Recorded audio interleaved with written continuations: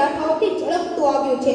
તો એક વાત કરું તો આપણે એક વીર જવાનો અને એની વાત કરવા જઈએ તો હું એક નાગરિક છું મારા દેશનો. હું એક નાગરિક છું મારા દેશનો. આમ મિટ્ટીમાં જન્મ્યો છું, મને ગર્વ થાય છે આ દેશનો. ભારતે કોઈ દિવસ કોઈનું કંઈ લૂંટ્યું નથી, કોઈ દિવસ કોઈના ધર્મને છેડ્યો નથી. તેણે તો બંને હાથે લોટાવ્યું જ છે. હું વિનંતી કરું માં ભારતીને તે તારી ભક્તિ સિવાય મને કાંઈ બીજું ન મળે, અને જો જિંદગી મળે તો આ ધરતી પર નકર ફરી આ જન્મ ન મળે. ભારત ફક્ત દેવામાં માને છે, પછી તે જ્ઞાન હોય કે બલિદાન હોય, એ શબ્દો મને રાજપાટ નથી જોઈતો, મને તારો ખોળો જોઈએ છે.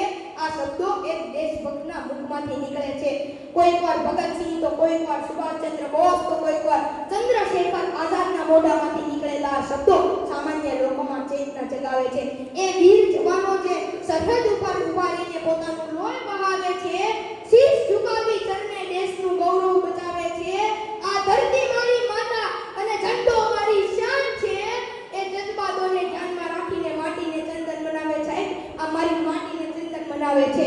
તો હું નમ્રતાપૂર્વક સ્વતંત્ર પર્વ નિમિત્તે હું દરેક અત્રે ઉપસ્થિત વિદ્યાર્થીઓ, ગુરુજીઓને વિનંતી કરું કે આપણે એ શહીદો અને ધરતી માતાનો જે કાર કરીએ. તો મારી સાથે જોરથી બોલો, ભારત માતા કી જય!